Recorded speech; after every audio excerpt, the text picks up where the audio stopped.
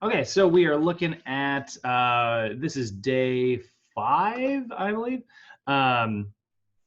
Day 5, but we're looking at chapter 9 here, speed, agility, and quickness training, right? So PFT 102, OPT for sport-specific training, PowerPoint 9, speed, agility, and quickness. So all of these components, right, speed, agility, and quickness are really key components when it comes to training an athlete.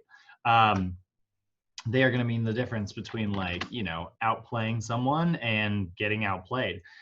So we want to make sure that our athletes are able to kind of perform quickly and efficiently as possible.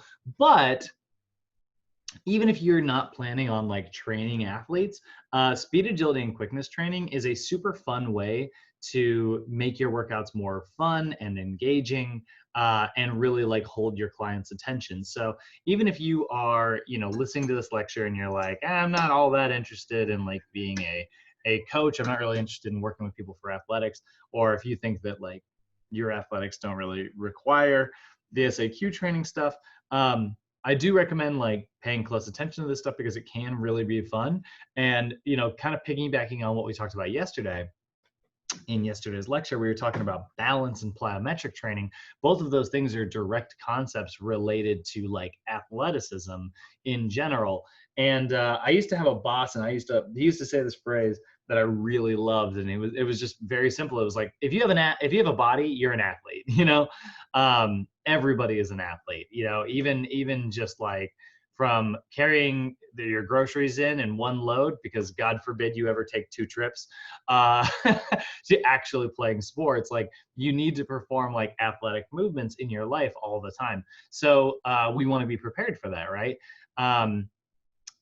Balance and reactive training are obviously really easy to track. Core balance and reactive training, right, are obviously all really easy things to track when it comes to like understanding that that's part of like a healthy physiology and a healthy way to move. But sometimes like the speed, agility, and quickness stuff kind of gets put off to the wayside.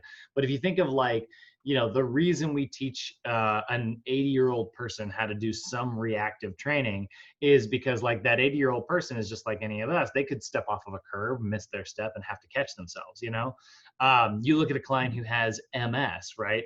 Multiple sclerosis is a disease that really limits your ability to balance, because there's a lot of like involuntary muscle loss of muscle control. And so like, you think of like the fact that you train them for balance and core training and reactive training, they get better at being able to catch themselves. Can't really treat the disease, but you can improve their quality of life.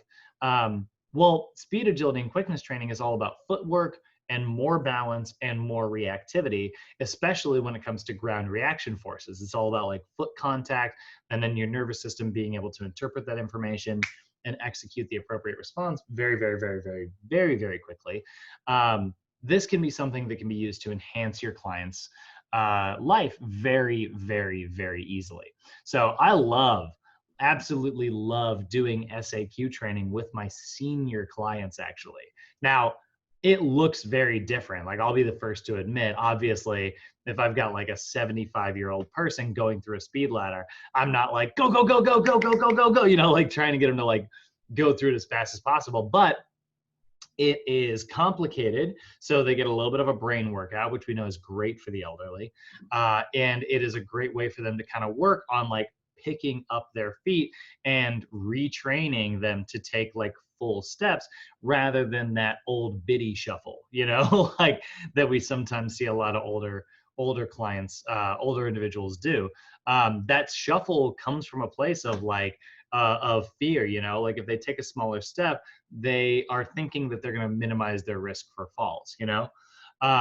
Well, we can minimize their risk for falls by teaching them how to, you know, walk properly and actually pick up their feet. They're less likely to snag something, you know. So speed, agility, and quickness training, what is that? Right, speed is going to be obviously a big part of like a lot of athletics, right? A lot of sports, but that is your ability to travel in one direction as quickly as possible. Your agility is your ability to change directions as quickly as possible. I know that sometimes like I will have plenty of speed and then my agility will suffer when I really, really, really get moving. It's like, I need to make a turn. I'm like going too far in the wrong direction. That's your agility, your ability to kind of like stop, change direction, and get back up to acceleration. And then quickness is your ability to respond to some type of external stimulus. So you're able to change your body position in relation to something else that's happening. If you've ever been like walking and somebody and you weren't watching for something and then you're about to trip over something and then you just kind of throw your body out of the way, that's actually a good example of quickness. That's your body reacting to some type of external stimulus. Usually it's visual, but obviously it could be auditory, and it can obviously also just be part of like what you feel as well. So obviously, we need to be able to rationalize the importance of SAQ training. I think we've already kind of talked a little bit about that, but like we need to understand that it is a big part of athleticism. We got to obviously talk about like how to design the program and then be able to like actually perform and instruct these things, which, like I said, I think we're going to get a little bit of practice in on Friday. So, speedy, agility, and quickness, obviously, SAQ training, a big part, is a very large contributor to sports performance success. Like this is a very big part of like pretty much any sport that you can think of. If you think of tennis, right, there's a lot of like lateral movement and you have to respond very quickly to wherever your opponent is launching that ball. If you think of like basketball, man, I am so bad at basketball. Like, it's just not a sport that I was ever all that great at. I mean, I played, when I was younger, and then like practices were at the same time that my parents' pet store were open. So they were like, you gotta, come work after school. So all my friends like got better and better and better at it. And I remember still playing during like lunch, like during like recess, going out and like playing basketball. And I remember everyone getting better and better and better at breaking my ankles. And me just being like, where are they learning how to do this? And it was like, we're on the team, like we're practicing after school every day. And I was like, oh, yeah. But just that ability to like go in one direction as like a fake and then immediately launch at full speed in the opposite direction. That's a big part of basketball. And if you are like traveling backwards and you're able to kind of keep up with somebody doing that because you have good agility, that's going to lead to athletic success in that sport. Other examples include, even things like baseball, which is generally a pretty linear sport. Like if you think of like, you were just simply sprinting from one base to the other.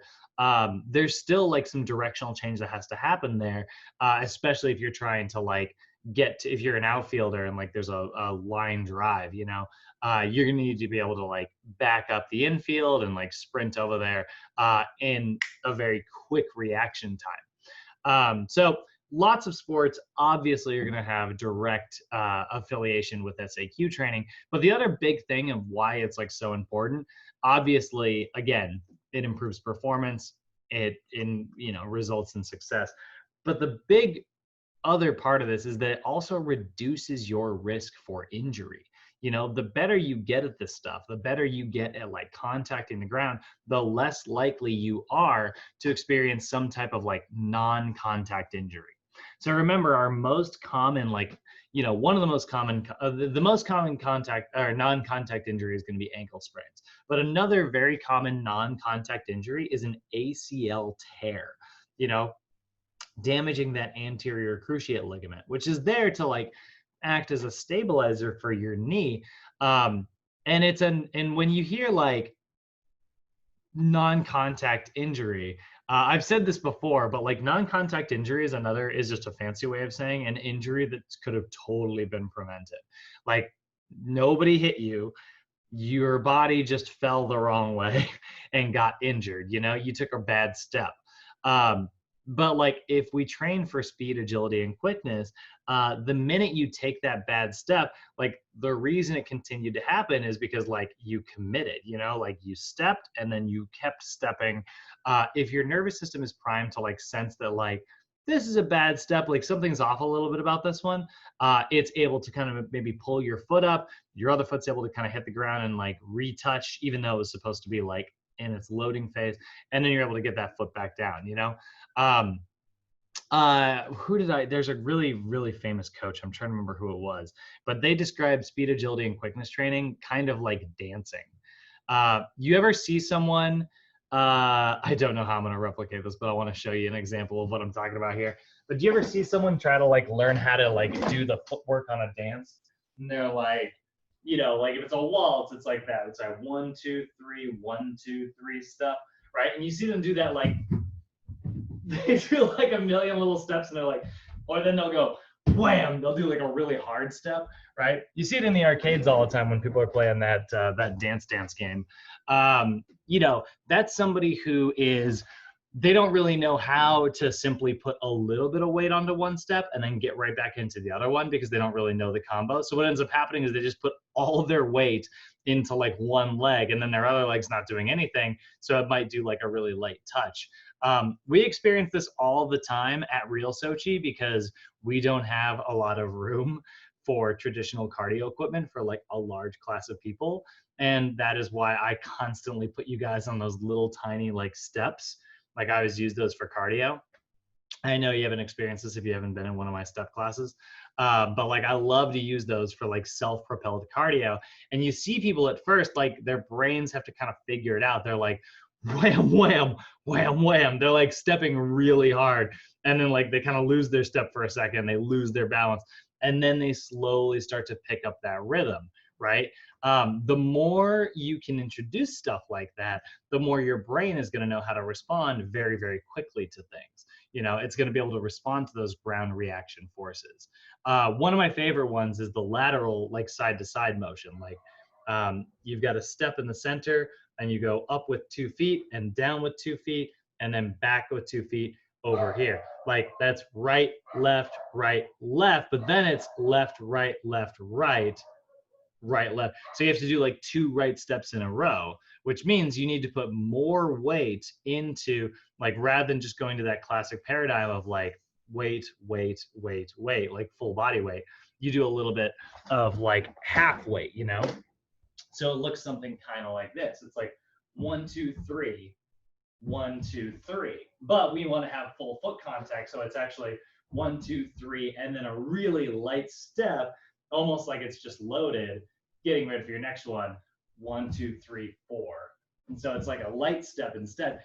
That's a little bit of agility because it's directional change. It's a little bit of speed work because you're working on like foot contacts, and it's quickness because you are reacting to like how much weight you're putting into one leg or the other.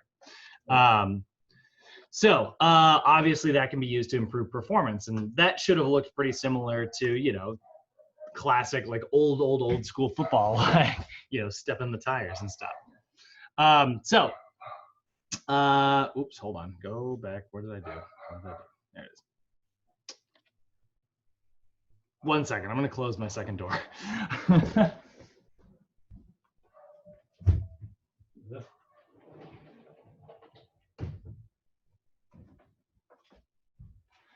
My roommate's dog is barking. All right, so let's go ahead and define speed, right? So actually, we'll put SAQ up here first. We'll go speed. We'll go SAQ training is in a sports-specific style of training designed to improve speed, agility, and quickness. Not an official definition or anything like that. I just think it makes a really good section header. So let's start with speed. So speed is going to be defined as the performance of an activity, okay? Now, you're going to see it sometimes listed as like linear speed. They are basically the same thing, but it is going to be defined as how quickly an individual can travel in one intended direction. Occasionally, and I think they do it on your homework that's going to show up tomorrow, actually. Occasionally, NASM will say linear speed. Don't fall for that trap. They're not trying to trick you or anything. It's the same thing. They're just slightly phrasing it different. So don't fall for that. I guess technically linear speed would be a perfectly straight line. But even if the line was slightly curved, that's still very much like a speed thing. You're getting from point A to point B. That's really the goal here. So it is the rate of performance of whatever specific activity you are doing, right?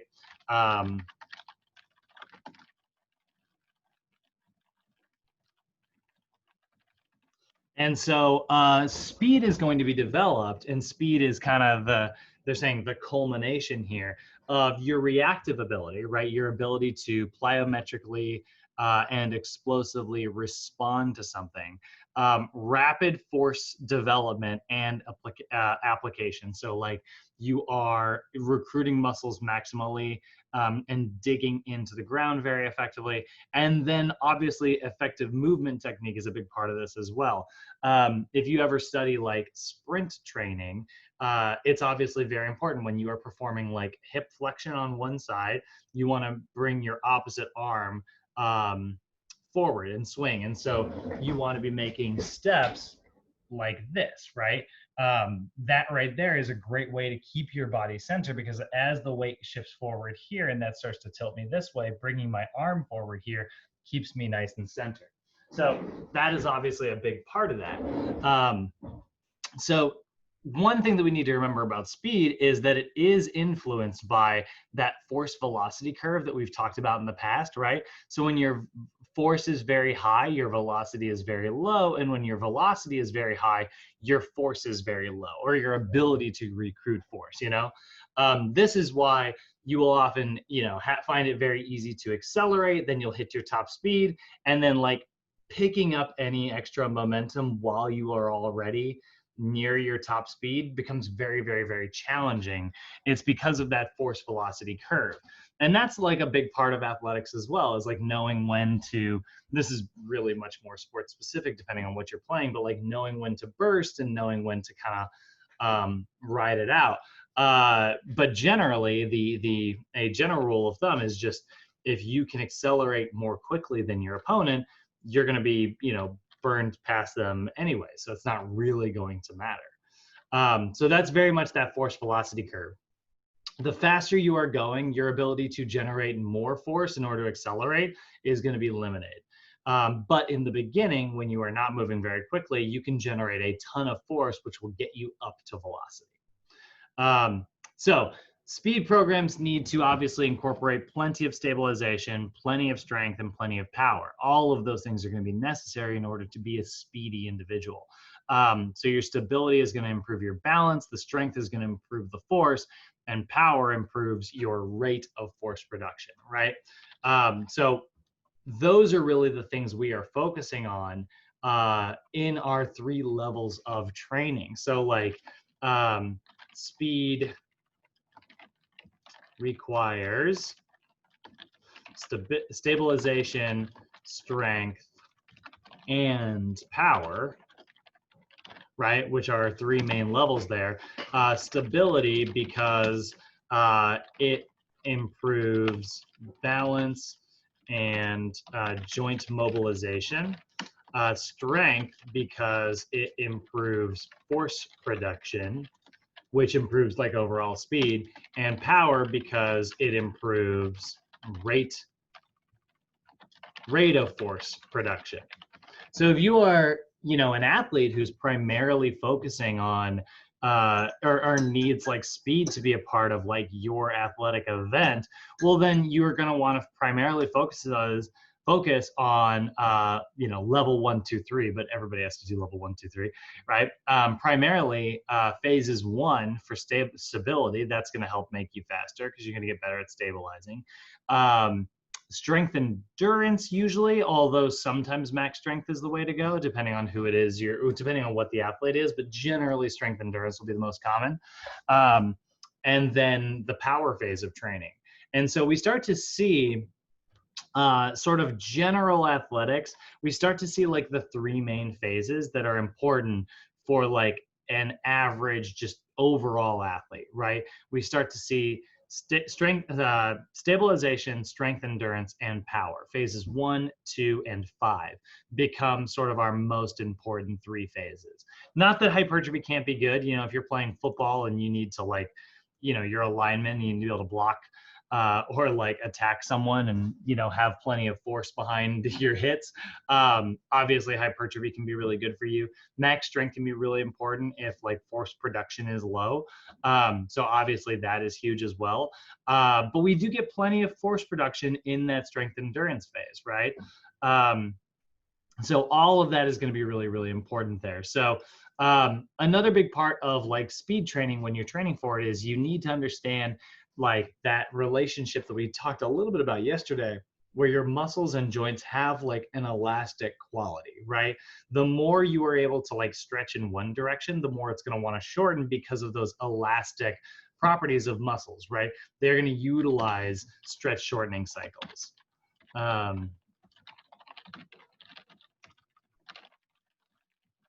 Right? The more you stretch something, the more it will want to contract. Therefore, when we are trying to like do this, we are very much going to focus. We are going to enhance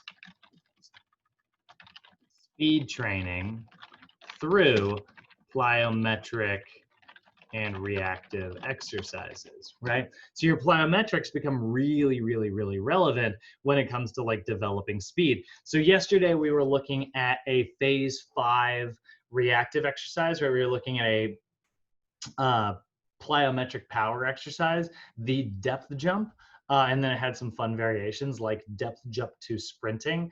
That's an excellent exercise because like you jump off of a box, which drives you into the ground. So now you're being rapidly stretched, and then you break off as quickly as you can. You amortize and transfer into a sprint afterwards, and that enhances your ability to pick up speed, right? That enhances your ability to accelerate. So that is a really big part of that as well. But obviously we also know that mobility and flexibility is going to be really important. If you can't properly like move your joints into the right range of motion, speed is not really going to be very effective. And so muscle imbalances, which limit your motions, will reduce your force and speed output, right?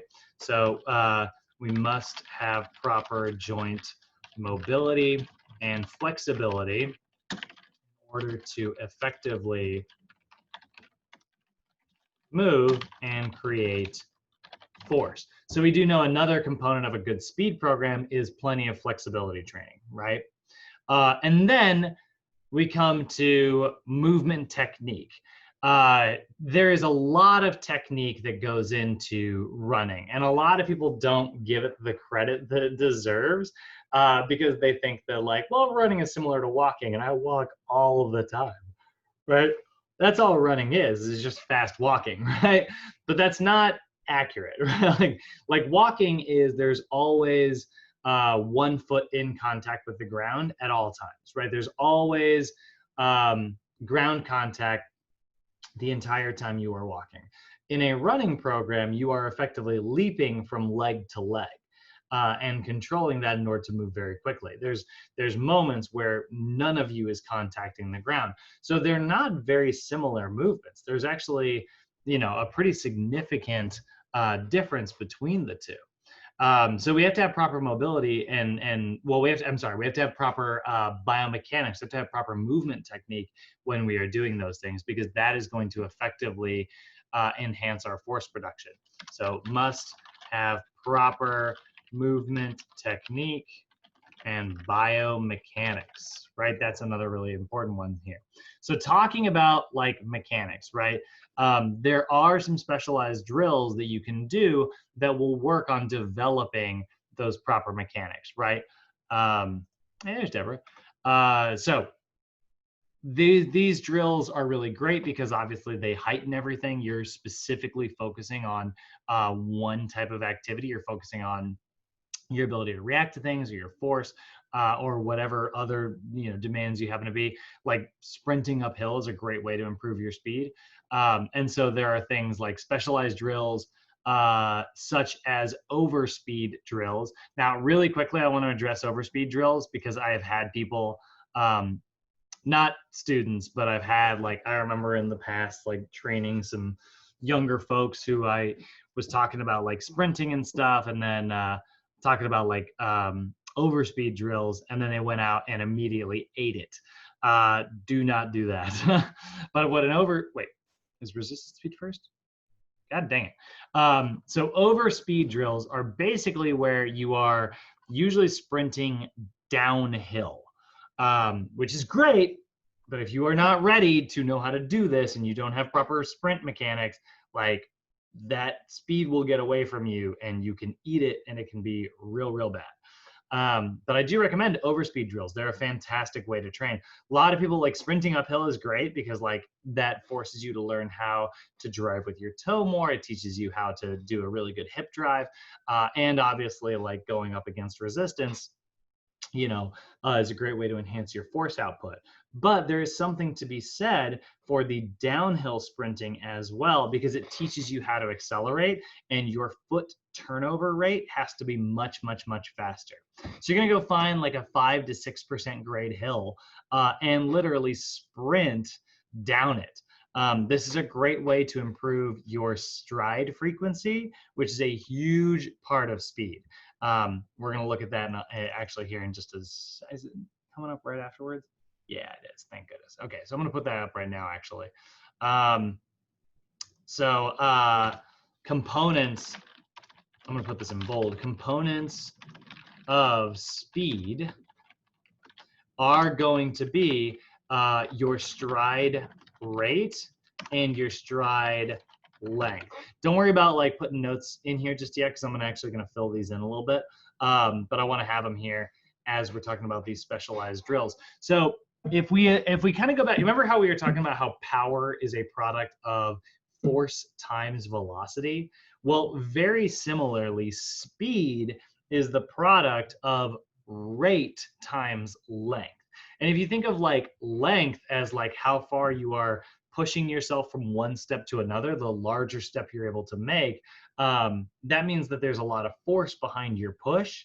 And then if you think about how quickly you're able to make those steps, there's a lot of speed behind your steps. So we're seeing like the same formula here, right? We're seeing force times velocity again. The same thing is happening here. And I could go to the gym and lift super, super, super, super heavy, and work on like my force production through like max strength training, or I could go to the gym and do like squat jumps and frog leaps and tuck jumps and a lot of really fun stuff like that that's super explosive, and I'm absolutely working on my velocity. But if I'm doing that, if I have like only max strength or only velocity, I'm only addressing half of the equation. When my force is super high because I'm lifting as heavy as I can, I'm probably not moving very fast, right? So I'm not really training for velocity. And if I'm able to like throw something super explosively, well, now I'm training for lots of velocity but very little force. An ideal program incorporates both of those things, and that's why in the power phase of training we do those supersets. We do a max strength lift first, and then we do a power movement second for the same muscle. That enhances power because it's addressing both sides of the equation. Well, the same thing is true when it comes to a speed program. When you are learning how to do like a stride length, like learning how to take like longer strides, that's really great if you have super short strides. But I mean, we were looking at bounding yesterday, right? Remember that we were looking at the triple jump guy, and he was doing those big bounding exercises, like those really, really huge steps every single time. That's great, but it's not the best way to travel really quickly, because there's actually so much like length that he's actually losing speed because it's taking away from rate. It's like 5 times 5. This is a weird way to describe this, but like if you have lots of stride and lots of length, right? You have lots of rate and lots of length. right? 5 times 5, that's going to be 25. But if you go like 6 times 4, right? I increased the rate, but I reduced the length. That only comes out to 24, right? I actually lost overall power, even though one of my numbers was higher, because I sacrificed by making one number higher. My other number had to go lower. That sacrificed a little bit, so I lost overall power output. This is some of the stuff that we need to consider when it comes to athletics. And obviously you don't need to do too much math here, but you do need to understand, like, you might have a really great stride rate. Like maybe you're going super, super, super fast, but that could be slowing you down. You know, you don't want to be the runner who's trying to run as fast as they can like this. I'm not really traveling anywhere. You know, my feet were moving fast, but I went 2 inches. Like I really didn't move that far, right? And then same thing is true. I'm not going to do this because I would totally eat it on my hardwood floor. But if I were to take a huge step, you know, my rate is really low, even though my length is really high. Do you guys remember the small rant that I went on when we were doing our overhead squat, and some people were asking about running technique, and I was harping on how much I hate modern running shoes? Yes. Yeah, Nan's like, good Lord, yeah, we remember. Yeah. I told you guys next mod, I was like, this is gonna come up, and I'm gonna go on a rant about shoes, like at some point. This is that day. So like when you're talking about speed, if you go back to like the very first Nike shoes that were designed, let's see here. You know, Bill Bowerman, he was the guy at Nike who invented the very first like pair of Nike shoes. So Bill Bowerman, original Nike show. Here's like the original, like, well, that's, I don't think the actual original, but like if you look at like the old school like Nike shoes, you'll notice like what Bowerman was noticing, like before modern running shoes existed, what he noticed is that his athletes were complaining that their heels were hurting. They were complaining that like when they were running, they were experiencing like a little bit of heel pain. And like foot pain in general, maybe not just heel pain, because, you know, he was the coach and he was coaching his athletes. He had a theory that if you took a longer step, right, like imagine you were able to take 5,000 steps. If those steps were longer in length, you would travel more distance. So if you're a runner trying to win a race, and you're covering more ground every single step, theoretically, you should be able to finish that race faster. So he started encouraging his athletes to take a longer stride. But the problem was he wasn't really thinking about like this equation that I'm talking about right here, right? He wasn't really thinking about like how stride rate and length are related. If you drive one up, the other's going to go down. And if this goes up significantly and this comes down a little, well, yeah, maybe you will end up with more power. So it's possible. But if you drive this up massively and drop this massively, you're going to lose power overall, right? So that's very much something he kind of didn't take into account. So what started happening is he encouraged his athletes to take longer steps, and they started driving like heel to toe. They started running where, I don't know if you guys can see this very well, but they were taking this long stride. The longer your stride goes out, right? Like if I look at like a stride here, right? If I were to bring my foot down right now, like I'm in a position to land on the ball of my foot, I'm leaning forward, and that is going to perform hip extension, which will drive me into my next step, right? And my heel really doesn't have to do much work. But if I take like a longer stride where I go further out like this, now I've gotten into a position where when I take my foot down, I'm going to land on my heel. And so his athletes, when he made this adjustment, started complaining about like heel pain. So he decided to make like a shoe that would support underneath that heel pain. Well, that was a bad sentence. Support their heel by adding a little bit of padding underneath it. And then they would be able to like drive heel to toe like more effectively. And that is like the original like Nike running shoe, which is kind of interesting. And I don't want to spend too much more time talking about this history lesson because it's not anything that's related to passing your test. But it does highlight the point that like, just because you have a lot of length doesn't mean that you're going to have a good rate. And the opposite is true too. You don't only want to have a super fast like step rate if you're not covering enough ground. It's a formula, it's an equation. You want to make sure that you have the best of both worlds. So when you're training for a speed program, specialized drills such as sprinting downhill is a great way to teach you how to increase your stride frequency. Because like when you're going downhill, it's very important for you to like not let that back leg lag behind. You need to whip it around to the front of the body to get ready for your next step.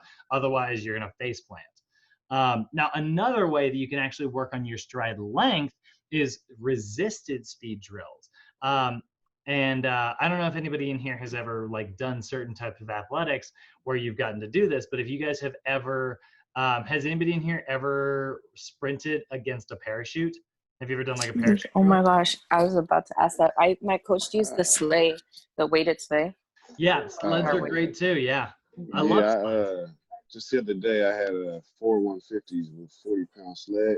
I had to run 4 150-meter sprints with the You're a different breed though, Jay. Yeah. Well, yeah, Well, I mean, because that's your thing, yeah. right? You want to literally be a sprinter. Like sprint mechanics are the key, right? So you were doing a 4x50 with a how many pound sled? 4 by 150 with it was a 30-pound sled with a 25-pound weight on it. 150. Good Yeah. Lord. That's brutal. Yeah. So generally we use like loads of about 10% of your body weight. You had a 50-pound weight on there. That is definitely that's definitely more than 10% of your weight. But that's great. I mean, like that's all related to like force production. You know, if you were to do like the only, I mean, your coach knows what they're talking about. Like, let me not send the wrong message here. But like, if it had been me coaching, I would say maybe start with that heavier weight, and then I would have like reduced it between sets and encouraged you to like drive harder each round until eventually we get to that 10%. You might find that like that's also a really effective drill. I would also probably not do it for longer than your event. I would only go up to 100 meters personally. But it's not that that's not like a terrific workout. So these are like specialized drills that teach you how to focus on your stride length, right? And so generally you use a little bit of loading and push really, really hard against like a resistance. If you don't have access to a sled, by the way, there's really great ways. You can even just take a simple like resistance band, tie it around your client's like waist. Well, don't tie it around your client's waist, like loop it around your client's waist and then pull back. That's a great way to work on like that resistance. And that's a really effective way to enhance your stride length. So let's go ahead and look at speed here, right? Again, moving in one intended direction as fast as possible. It is the product of stride rate, which we will, actually I guess deserves the bold treatment because it is a definition, which is the length of a single stride. And then your, oops, what am I doing? The length of a single stride, that's your stride length. And then your stride rate is how quickly an individual is taking steps, right? So stride rate is the time taken to complete a stride cycle, and it is limited by your stride length. And your stride length is the distance covered with each stride, and that is improved with your force production. If it were me and I were writing this PowerPoint, I would have been like, and it is limited by your stride rate, because they are totally related. If one goes up, the other will go down. If one, that's okay as long as you are getting more of a gain from it. This is where like tempo runs become really handy. If anybody here has ever tried, this is a little bit more of a long distance racing thing, but try running with like a metronome. There are different, and there's no consensus on this as to like what the proper speed is, but like metronome running. So you can set like a specific metronome to a cadence that will actually help you learn how to like get your steps on track. And there's a lot of disagreement in the running community about like what the right cadence is. You know, some people are saying like 85 to 90. I've seen as high as 120. So there's not a lot of specifics there in terms of like, so I don't want to take like a hard stance on this. Me personally, I like about 110 strides. I like a pace of about a 110 because like I find that that's enough time for me to whip it around, and like that helps me have like plenty of foot contact. And that's a personal opinion. That's like my way of doing it. You don't have to do that. So linear speed can be improved by like obviously improving your sprint mechanics. So like learning how to like more effectively drive that force. A lot of times when people try to like simply improve their stride rate, sometimes it will often like shorten by too much. So like if people do try to like enhance their cadence with like way too high of a stride rate, they find that they have to take shorter steps. That could reduce your power. So you can't force these adaptations to happen. Just by like increasing your stride rate, that might reduce your length and therefore actually make you slower. Same thing is true with like stride length. If you try to just enhance that by stepping far, you will overstride, again landing on your heel, and then that will lead you to making like a multi-million-dollar shoe. Using a waffle iron, by the way, the poor guy, Bowerman, he didn't exactly have the nicest end. He had neurological problems from creating those shoes because he was melting foam in his kitchen using like a waffle iron. And by the way, like Bill Bowerman is a legendary coach. I am not trying to like diss on him or say that he was a bad running coach. Like I hope that that's not like the message that I'm sending. I think Bowerman is one of the greatest coaches of all time. But he did inadvertently lead to the modern running shoe, which I think has ruined a lot of running mechanics for normal general populations. It's a long conversation. Read the book Born to Run. It's my favorite book of all time. I'm probably a little biased because of that book.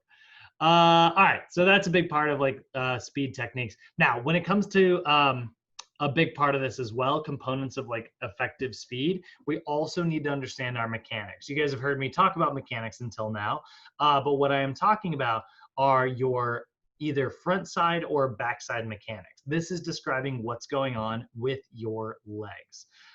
So this is your front side and back side mechanics. So your front side mechanic, basically if you divide the body, like imagine like you just divide it down the frontal plane here and you've got the anterior and the posterior sides, right? On the anterior side, your front leg, you should be in hip flexion, right? Hip flexion. You should be in knee flexion, and you should be in ankle dorsiflexion. Your toes should be pulling up towards you.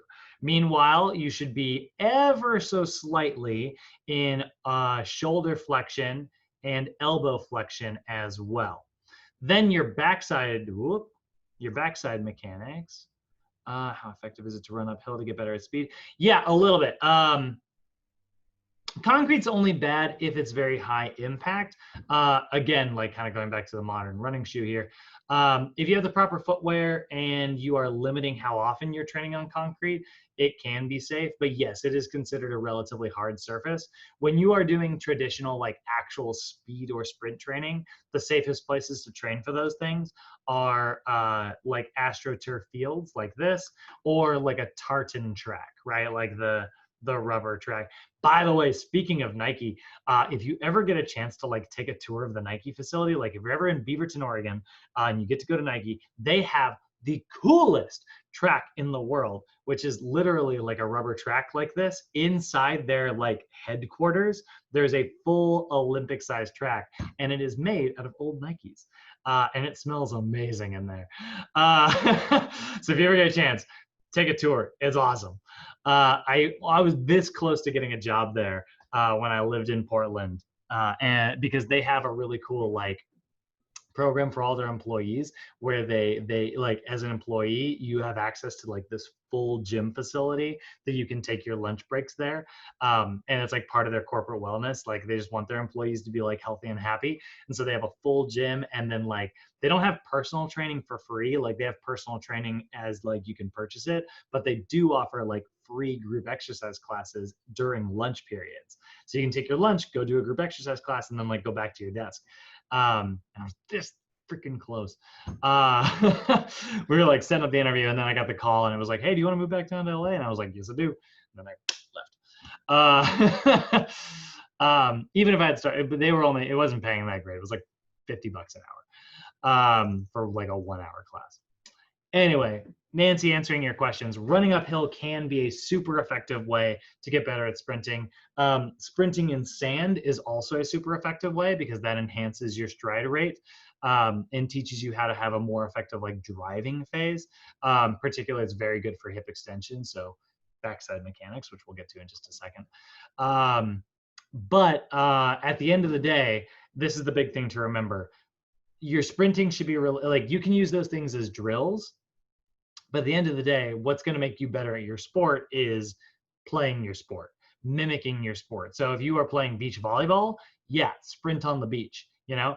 But if you're playing football, you can incorporate it as like a drill every now and then, but you should be primarily focusing on like learning how to sprint on a clear, flat surface, you know, grass or AstroTurf. So your front side mechanics and backside mechanics, you are going to want to know what these are. So when it comes to your stride cycle, oh, I forgot about backside mechanics. Backside mechanics, spine is neutral, arm is in shoulder extension. You're still going to have a little bit of elbow flexion. You shouldn't go like to elbow extension in the back, but neutral spine, you are going to be in hip extension, knee extension, and ankle plantar flexion. Not dorsiflexion. So a big common mistake is like landing on that heel and like driving through. A much more effective way to sprint is to land on the ball of your foot and simply perform hip extension, right? Her heel's barely touching here. She is springing to the next step. Like running is not a pulling motion. You are not pulling yourself step to step. You are springing. You are essentially jumping every single step that you do. Whoops, hold on, going back up here. Through hip extension. So front side mechanics, oops, hold on. Let's get these close together just because it looks easier. Front side mechanics are going to be spine in a neutral position with hip extension, knee, hip flexion, knee flexion, and ankle dorsiflexion.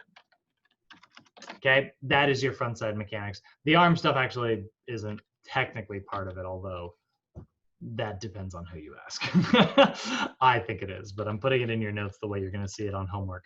And then we have backside mechanics. The arms do not get enough credit for being so important during running. But again, spine in a neutral position with hip extension, knee extension, and ankle plantar flexion. Okay, so those are your front side and your backside mechanics. So you have your drive phase, you have your recovery phase, and you have your support phase. So if you look at where she's at here, this is very much her drive phase, right? She's pushing through her heel.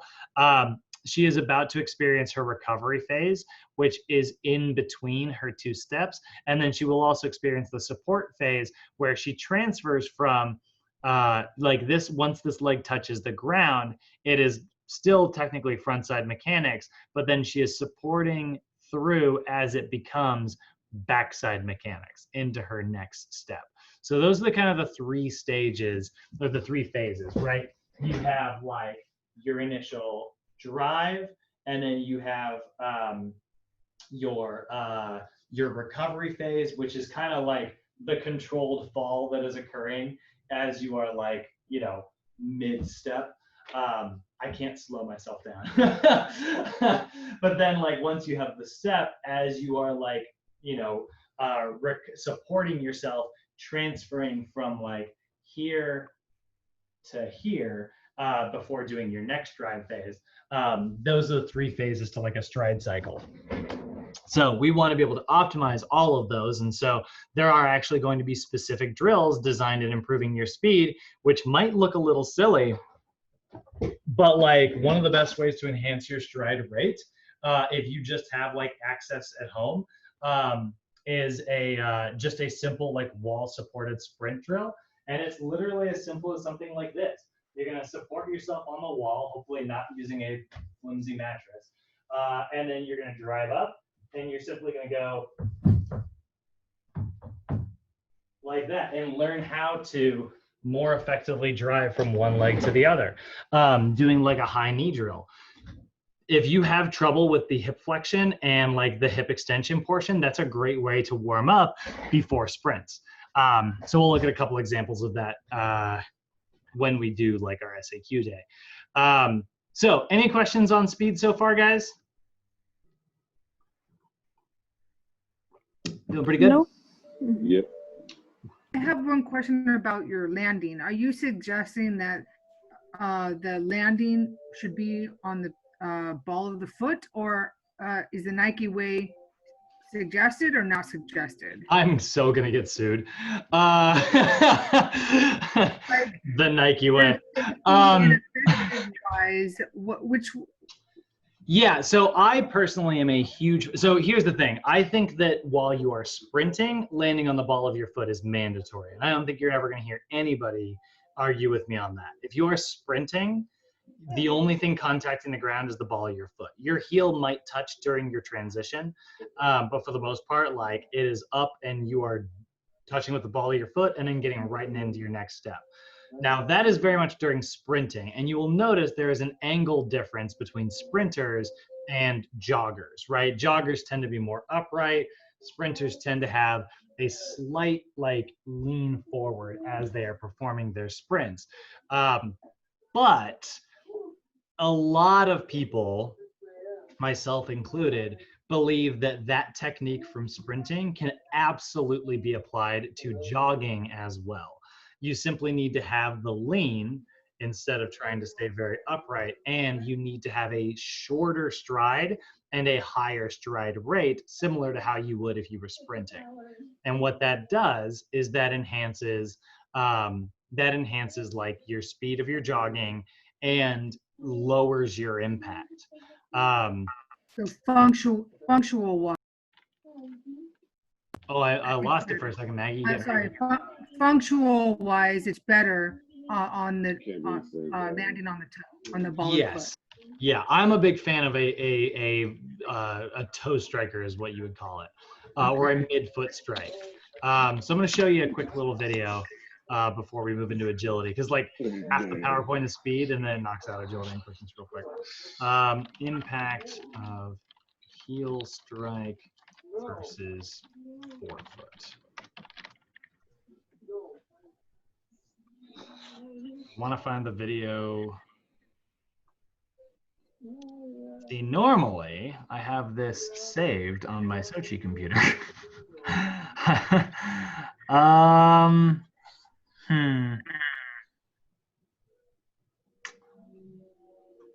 You know what? It's probably this one. I'm probably just not getting it good. Oh, what you got there?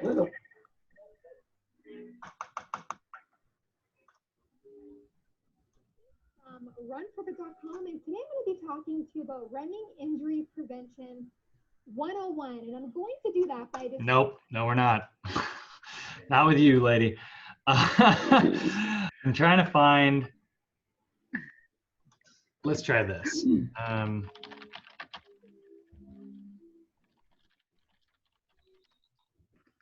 Now, here's the thing. I don't want to send the wrong message. I believe in a barefoot running technique. I do not believe that you need to run barefoot to do it. Those Vibram shoes, I'm not actually a big fan, mostly because they look so silly. Man, this is so close. All right, maybe it is this one.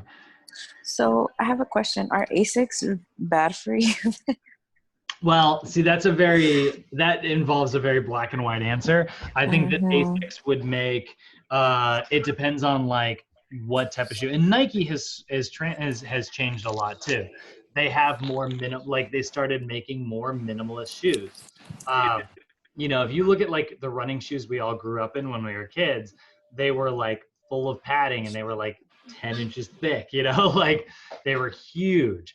But like Nike has definitely switched to a more like minimalist approach over the years. Asics, same thing. So like I will say Asics are pretty well known for their shoes lasting a really long time. So I think that they're really great for that. However, one of the lead designers from Asics actually left and joined Adidas not too many years ago. So Adidas has been like climbing up the ladder. So I don't know. That's hard to answer, Nancy. Like in kind of a black and white way. Like I've had some Asics that I absolutely love. I've had Nikes that I love. It just depends on like what type of shoe you're buying. I will say the more padding you have on the heel, the harder it's going to be for you to get your toe down. Because if you think about like, let's say you're trying to get your toe down at an angle like this, but again, there's more padding on the heel than there is anywhere else, right? That padding would extend down like this, and the padding over here might extend that much. So now it's very level. So even though you're in like a toe strike position, your heel is still going to hit the ground first because it's, you know, filling all the way down to here, right? That's why I like a minimalist shoe that's very flat and low profile from start to finish. I wouldn't go running in Converse, but at least it's flat, you know? Right. So anyone who is flat-footed should consider going and getting a minimalist shoe, correct? Maybe. I would not say like transfer that directly because you are also with flat-footed posture having to you have less of an impact, and forefoot striking can be very painful at first. But one thing that I did and a friend of mine did, and I've had clients do it. Here's a very weird type of shoe. I can't remember the name of it. Shoe with padding on forefoot. What is the name of that freaking shoe? Oh man, I can't remember what they're called. It's not those Hokas. That's not the brand I'm looking for. You'll see, but you are seeing like, see how like there's a lot of padding here, but they're putting like more and more padding up front. Like that's plenty of padding, which would help a flat-footed person like not experience impact as hard. But even though there is a lot of padding on the heel, there's also a lot of padding here. So this is a relatively neutral bed for the shoe, which is something to consider, Nancy, like if you are looking at transferring into this, whereas this is like very flat across the whole, you know, this is very flat as well. This is a little more of a minimalist shoe. Not as much padding, but an even amount of padding from start to finish. God dang it. Newtons, that's what they're called. Newton shoes. Look at this weird shoe, guys. One of the weirdest shoes I've ever purchased in my life. Doesn't look that weird when you see it, but do you see this little hook right here? Check this out. This is meant to literally train you to run on the ball of your foot. This pad here, look at it. You can see it. It sticks out. And so when you're jogging, you literally have to impact this first, and it returns like a lot of energy to you. So if you are looking at like learning how to do this, these are shoes that you might consider. I had a pair. They're not bad. I think these are the ones I had. I had like this big bright green ones. Oh my God, that's kind of cool. But yeah, they put this like really weird little padding on the side there. I wish you could see like an angled picture.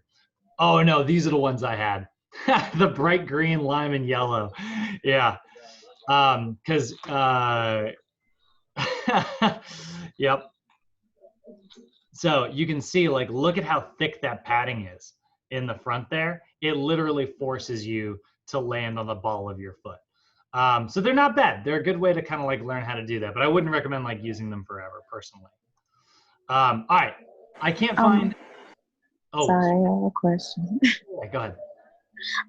After, in your opinion, after how many miles are you supposed to switch out your shoes or an active runner?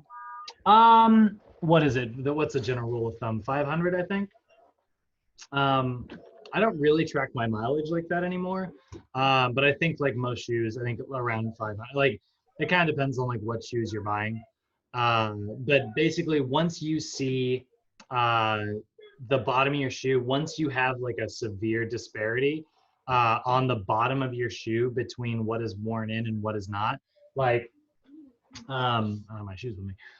If I were to show you like mine, you would see, because I'm a toe striker, right? I run similar to the person in this video. Like there's very much a heel strike, and then we'll switch to the toe strike. Oh, come on. I'm trying to show you the way she's gonna run. She's gonna invert her foot slightly, and she's actually gonna land on the outside of her foot here. When you look at my shoes, you'll notice there is a track. This video, every video on the internet sucks. God, there it is. So see how she's slightly inverting and she's landing on like the center of her foot, but she's landing just barely along the outside. When you notice that there is a severe disparity between like what is worn in and what is not, and when you start to see the foam start to break down and not recover anymore, that's when your shoes are dead. So it depends on like the quality of your shoe. Some of them might last you a full 500. Some, if it's a cheaper shoe, might not last that much.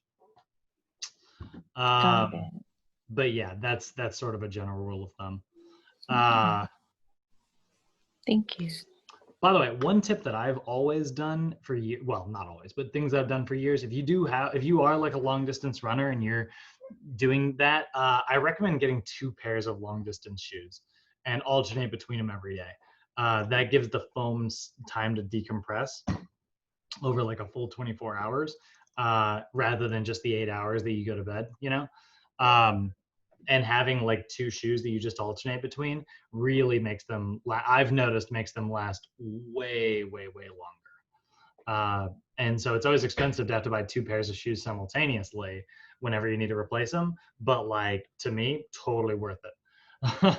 I basically buy shoes, like I run all the time and I buy shoes about 2.5 times a year. Barely just not making it 3. What was that? So that's like 1,000 miles of running that you get with 2 pairs of shoes, right? Mm-hmm. Yeah, I mean, you're getting the 500 each, but they just seem to last longer. Mm-hmm. All right, let's take a really quick look at this running mechanics. I like the one where you actually get to see the impact lines. So this isn't quite what I'm looking for. But you can see here's the difference between a classic strike versus a 4-foot strike. And you will notice like there's a very big difference in the angles. And you can kind of even see, look at how much of her gravity, like of her weight's coming straight down, and all of that impact is going straight onto the heel here, which is a very small surface area. And, you know, it's like being poked really, you know, you're being poked with your body weight on a very small surface area like your finger versus being poked with your entire body weight distributed against like a much larger area. This is gonna hurt more, you know, like you're being poked by someone real hard versus something like this, which like, because it's like a larger impact, doesn't hurt as much. This is like foam rolling on a foam roller versus foam rolling on a lacrosse ball.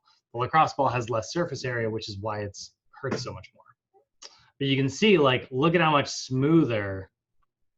We'll kind of skip, like, you can see this is much smoother. She's maintaining her forward angle. Here, she's very upright, and a lot of that impact is coming to her heel. So, again, me personally, I'm a huge, huge, huge fan of the barefoot style strike, which is that mid-foot strike. Next time you are in your house without your shoes on, try to like just run across your floor. No shoes on, just sprint as fast as you can, like as if your phone's ringing on the other side of the house. You will notice that you will run on the balls of your feet naturally, because without your shoes, you want to like limit the impact and you won't run on your heels. You'll notice that will happen naturally for you. All And if you ever want to read a really great book on this, this here is my favorite book. And it's all about a guy who kind of learns how to run an ultra marathon. Like he goes from not being able to run a marathon to running a 50-mile trail race in Mexico. It is a terrific book. A good one that also comes with this is this is another really good one that is also kind of helpful. However, this guy as a writer, he's an athletic coach, not a writer, and it is a hard to read book. Great coach, not so much a terrific author. So this is a really cool book that has like a workout program designed to help you get better at long distance running, but it's hard to read. Just like, hey man, lists end in 3, not 9. All right. So that's enough talking about speed. I'll probably launch back into this one to see you guys again eventually. Anyways, but let's talk about agility really quick. So agility, you're going to notice, by the way, there's a huge disparity. Speed takes like an hour to talk about, and then agility is like 5 minutes. Same thing with quickness. So agility, and that's probably just me because I love talking about running, is the ability to change direction without a loss of speed. Okay, so it is your ability to change direction and accelerate and decelerate, right? Ability to change direction, accelerate, and decelerate. Those are also parts of agility, your acceleration, your deceleration. So we have what we call like MDS, or multi-directional speed. That's related to your agility, right? Getting up to speed as quickly as you can. This will be similarly related to whatever athletic event you are particularly focusing on. Like I said, if it's tennis, it's a lot of like lateral motion. If it's something like football, there's definitely directional changes, but they're usually very well like planned, like you're running a route, you know? If it's basketball, it's a lot of back and forth, and then like a lot of like side to side, right? All of those are, you're going to focus on agility drills that are directly related to whatever activity it is you are performing. It should closely relate to your sport. So if we are looking at this, the way that we progress agility drills is we focus on accelerating, decelerating, and changes of direction, right? So agility drills will primarily focus on changes in direction, right? So such as a box drill or T drill, right? Or they're going to focus on accelerating and decelerating, right? Acceleration drills such as a left drill, right? That one where you sprint, back pedal, side shuffle. You're trying to get up to speed as fast as you can during those, or even like a 5-10-5 drill. Actually, these That are was fun. That was yeah, fun. the left test is fun, right? Yeah, but just wait till we do the ones where we just set up like a random route, and it's like basically it's like, all right, go through the speed ladder. Okay, now go through the speed ladder and hit these cones. Now go through the speed ladder and hit these cones and catch. And it's like you build on it. It's like 1, 1, 2, 1, 2, 3. Until eventually you're doing this huge like obstacle course, you know? Yeah. Are we gonna do that on Friday? That's what I want to do on Friday. Yep, that's what I want to do. Yes. Okay, cool. And we'll bring, you know, I'll probably bring out my Frisbee. We'll treat it, it'll be like tryouts. Yeah. Because that's the only thing I can throw reliably. That's why we use the Frisbee. Like people last time, they're like, why didn't you bring a football? And it's like, you have not seen me try to throw a football. I can throw it accurately where it's going, but I can't do a spiral to save my life. My parents kept footballs as far away from these skinny arms as possible.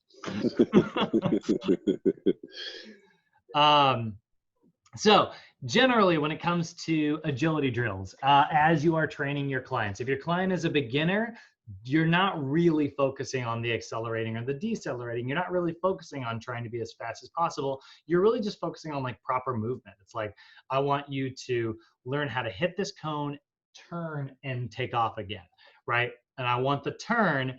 I don't want you to be like twist up your legs, right? Like, I don't want you to sprint and then turn like this. This is a bad habit that people get into when they do specific agility drills. What we want to get people used to is doing this and turning and getting right back into that position. So if it's a beginner, that's probably the type of agility, like you're going to focus on the same drills, but your coaching is going to be very different. Your first coaching is really, with a beginner, just focused on proper movement skills. If it's a little more intermediate, then you can start to pick things up. And then if they are advanced, now you can get into like a reaction based, right? And so like that is actually doing something where they don't necessarily know which cone they're going to run to, or, you know, when you are going to say stop, accelerate, decelerate, whatever. And so that's actually where quickness starts to come in. Agility and quickness, I mean, speed, agility, and quickness are all directly related to each other, but like the advanced client is the one who's getting all three. Like I said, agility is much, much shorter. And then we have quickness. And quickness is going to be, I really hate their definition that they've got here. It's very different than your normal textbook, but they're saying like it's executing a movement in a brief amount of time. That is true, but it's not how it's defined in your regular textbook.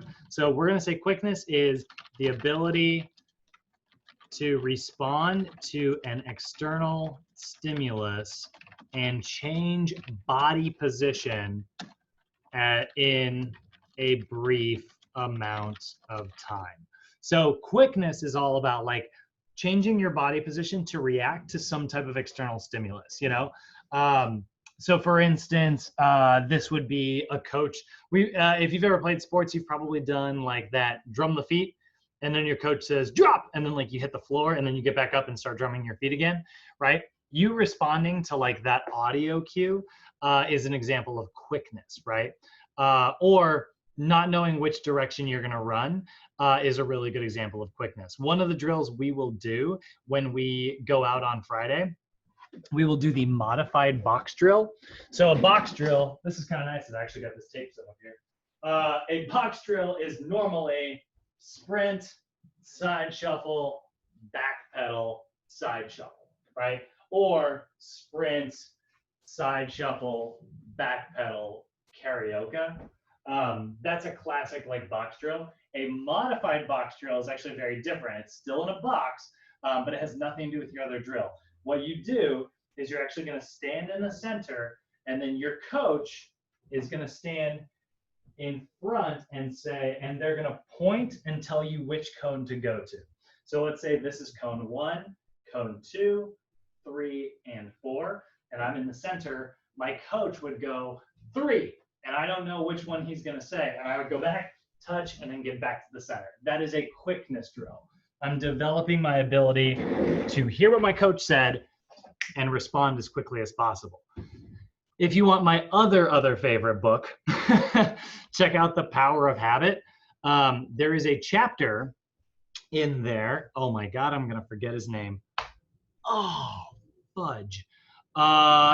There's a chapter in there that talks about Peyton Manning's coach when he was with the Colts. Jeff Dungy, right? Michael Dungy? Not Dungy. He did have 2 different coaches. Yeah, he ended up in Tampa Bay. Yeah, I know you're talking about. Oh, it's gonna drive me nuts. Anyway, he's a very famous coach. That's very embarrassing. So he ended up. He talks a lot about habits in there and how they made it second nature to respond to these little minute these little minute changes that people would make, like on the line. Like they'd be looking and they would notice, like, if they just slightly shifted their body this way, they started like instinctively being able to pick up those patterns and more quickly respond. And they had like a really, really, really great offensive and defensive line. And so it talks about like how that's like a habits thing in the book, but that is very much quickness in our world, right? It's your ability to kind of react and respond to something very, very, very quickly. So I think it was Caldwell. Yes. What's his first name? Right. I think that is right. Murdered. What?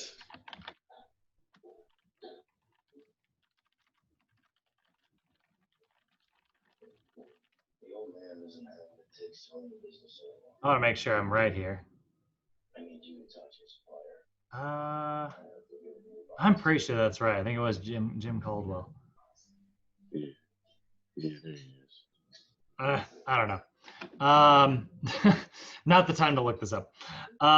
So anyway, getting back to, so quickness is all about your reaction time, right? It is your reaction or response time, and the time to execute movement.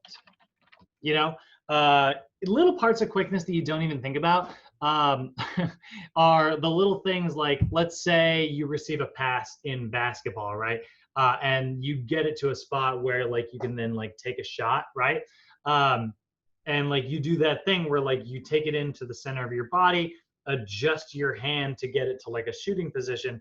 But you've seen people do this where like they'll get it and they'll fling the ball behind them, right? Or it'll just go flying out of their hand. That is actually kind of a quickness thing. Like they're changing body position in response to something. Those little tiny fine movements, that is part of quickness. This is where it gets very sport specific. Quickness drills are almost always entirely related directly to whatever sport it is you're playing.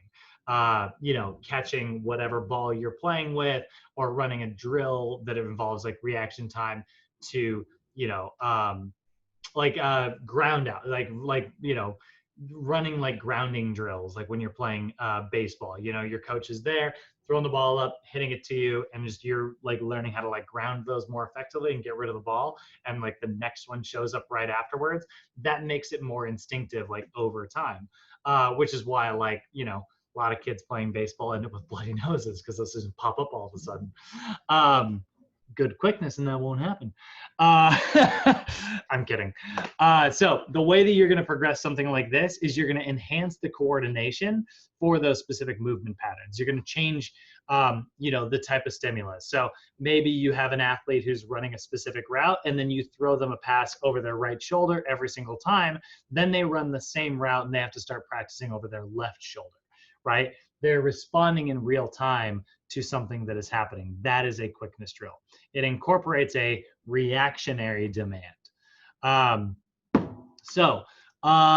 Really quickly, they're not addressing it in the PowerPoint here, but when it comes to program design,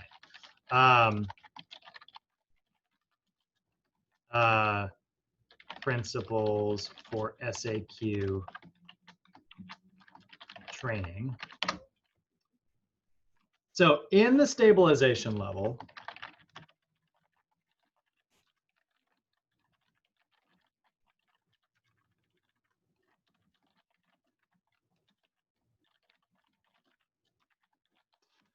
you are primarily going to focus on speed drills.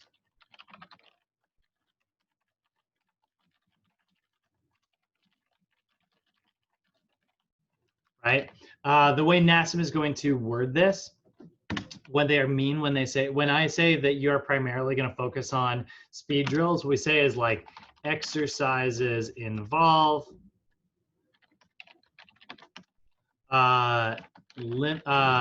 exercises that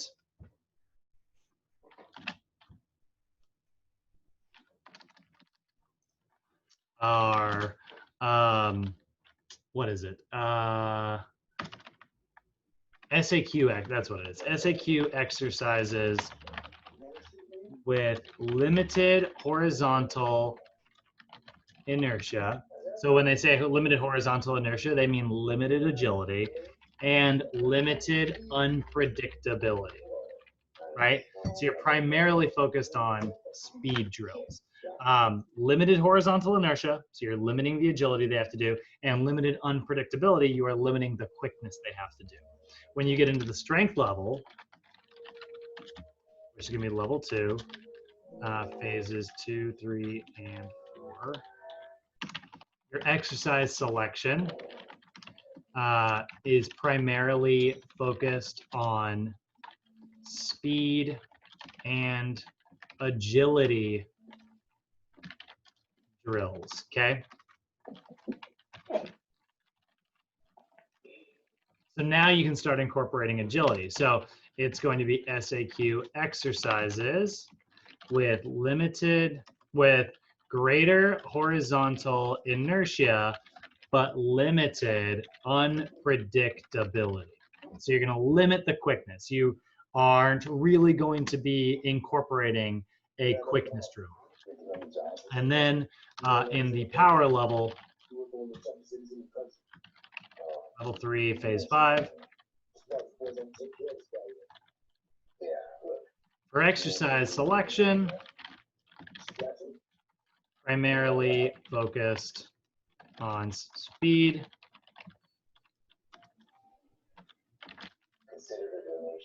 agility,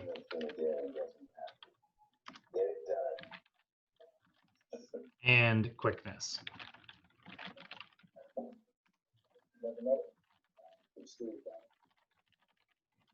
Ah.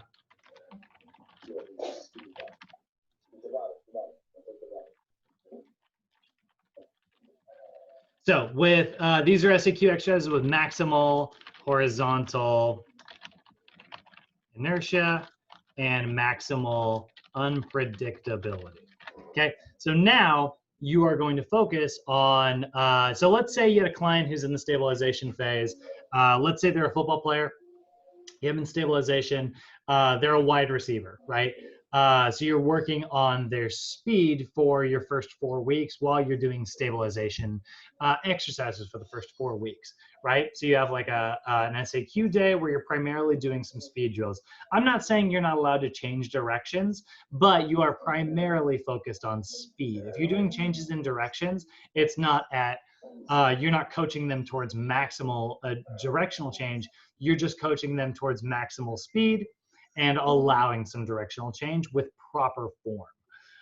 You can do some quickness drills, but again, you're not focusing on like maximal unpredictability. It's going to be a quickness drill where they know exactly what's going to happen. So these are more general guidelines than they are like specific rules. Like if you're in stabilization, you choose stabilization exercises. But when it comes to SAQ, you can involve a little bit of quickness, you can involve a little bit of agility in the stabilization phase, but primarily your focus is on speed. Then 4 weeks later, you've got them, after they finish stabilization, you are in the strength endurance phase. Now you can start using those same speed drills, but now they also have to like stop, hit a cone, and change direction. And so you start to incorporate a little bit of agility. And then finally, 4 weeks more later, they're in the power phase and you are focusing on like maximal horizontal inertia, maximal quickness, and maximal speed, right? So now they run the same drill that they started with 4 weeks ago for the speed portion.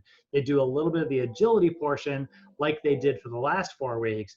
But for the next 4 weeks, you're also going to hit them with a football that they have to like turn and catch, and they don't know what direction it's going to be coming from, or they don't know what shoulder you're going to throw it over. That is like something that is related to quickness.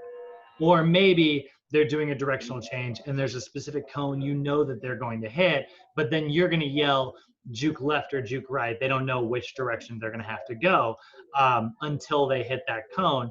So they have to like respond to that as quickly as possible. So that's how you would incorporate like an SAQ program. That's how you would make it systematic and build on itself. Now, when you're actually training athletes, chances are you're not really going to just have SAQ dedicated all to itself. It'll probably be incorporated in workouts with other stuff. And this is why athletes train. They kind of break those rules that we talk about. Normally, we want to keep our training sessions to about 60 to 90 minutes, you know? athletes, though, your practices are probably going to be a lot longer. You're going to probably have a strength practice followed by like a drills and SAQ practice. So when you're doing SAQ stuff, don't take it over 45 to 60 minutes. And one thing that you need to always manage is your work to rest ratios. One thing that I always try to mention is that SAQ is very different from cardio. If you're doing your SAQ and it feels like cardio, it's not SAQ. And what I mean by that is SAQ is more similar to strength. It should be maximal effort and plenty of rest so that you can give maximal effort every single rep. If you are not resting adequately in between your sets and reps, then your speed or your agility or your quickness are all going to suffer.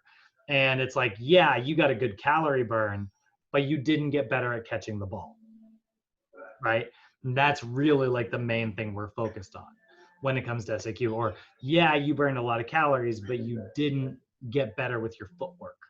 So SAQ training looks similar to cardio, and you can use it as cardio, right? As long as you understand that, like, if you are using it as like a fun cardio workout, like if you're doing it for cardio's sake, because it's a blast, you know, and it's really, really fun, that's fine. But you need to understand that like that is different than training for maximal SAQ, right?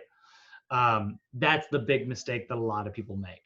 SAQ really should be more similar to how you approach strength training. If you aren't taking adequate rest, you can't lift heavy. And if you can't lift heavy, you can't improve your body, right?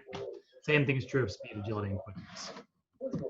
And that is about it. All I got for you today, guys. One PowerPoint. Much faster. Questions, comments, concerns? Can we answer all your running shoe questions? I love talking about that. All good. All right. So like I said, I'm going to talk to Mo today too and make sure that we get fully set up for